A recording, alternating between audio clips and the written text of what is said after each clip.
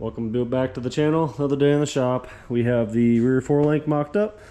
We are going to work on getting some frame rails built so that we can get this thing to a full bump height, as well as start doing some articulation testing. So everything's just tacked in. We're going to leave it all tacked in until we know for sure this is exactly how we want it. So first we'll start off with the frame rails, figuring out some measurements, how wide we want to go with it, and then how far back we want to go. We'd like to keep a zero departure, which means no farther back than the tires. So let's get some measurements. So the factory rear frame rails were 41.5 inches or 1/4 inches wide.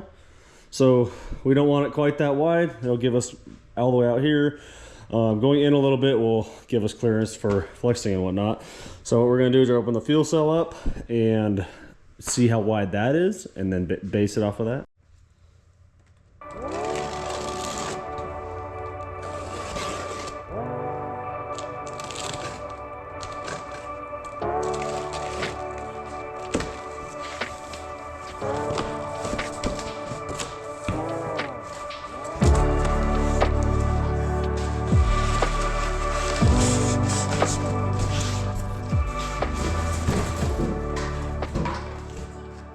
Alright, so we got the fuel cell out. It's just a 20-gallon fuel cell. You can see how much skinnier it is on the frame rails. So fuel cell is 24 inches. We'll go a little bit wider than that, but that'll kind of help us base how wide we want to go. So if we came out straight from here on the frame rail, we'd be pretty close to the axle. It wouldn't quite work with full bump height. This is potential full bump height. We might go raise it up a little bit, but we want to maximize storage with this setup. So what I'm thinking is we'll raise the frame rail and then come out and then come back in back here to the width we want. That way we can clear the coilovers easily, but it'll also give us a little bit of space on each side of the fuel cell for the battery and storage setup. Mocking up the frame rail, raised it up to the height I wanted it, and then did a slight kick in it to help clear the coilover back here. The top tube will come in straight from the B-pillar, so should flow nice.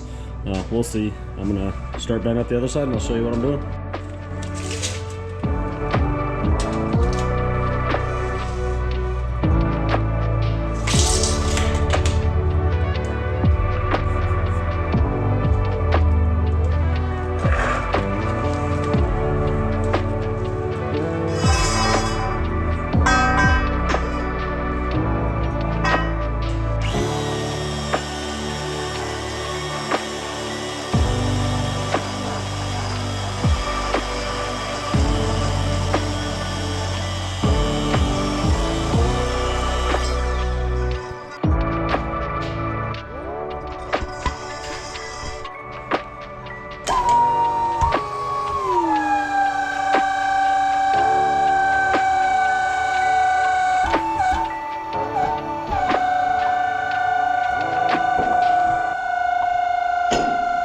Alright, so for the notch, it's a simple straight notch to start with, and then we'll notch that tube in after. Alright, so for notching, just a straight simple notch, I go about 1/3 of the way into the tube, and then that's where I'll notch it into. And then the simple straight notch is just 2 cuts, like that.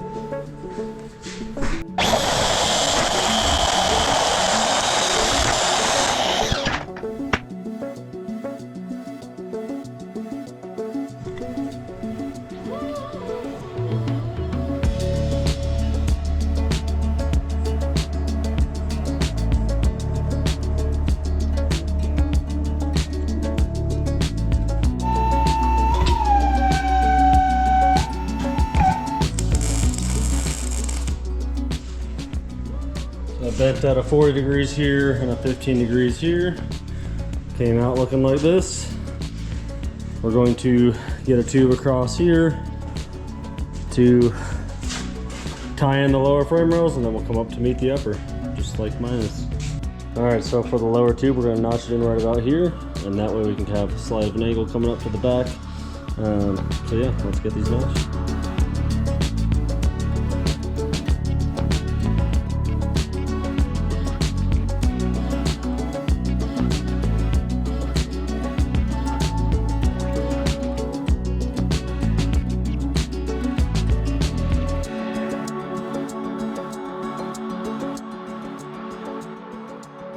Alright, so I decided to scrap this whole idea.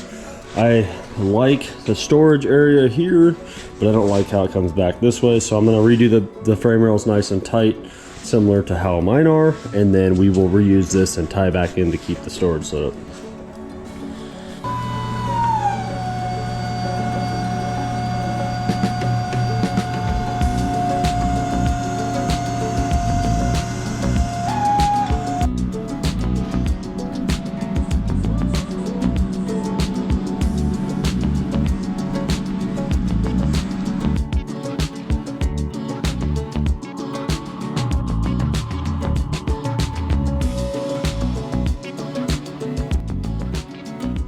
Alright, I like this a lot better. Super simple. Straight frame rails, a little bit bend in the front to raise them up. And then we'll run those other tubes along the side here back in, and that will give us our storage and battery location for the carnage welder, battery, and a little bit extra storage, and then we'll do another set of storage here. So it'll have plenty of storage.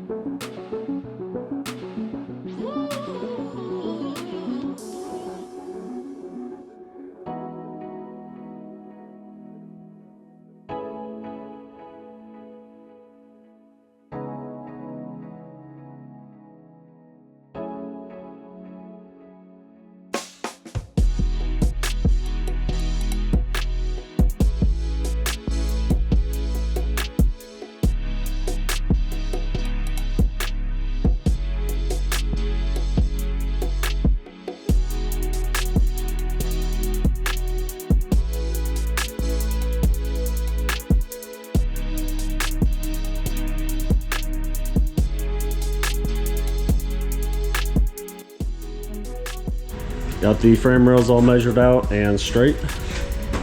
Now we're going to start bending up the upper supports so we can get the sides knocked in.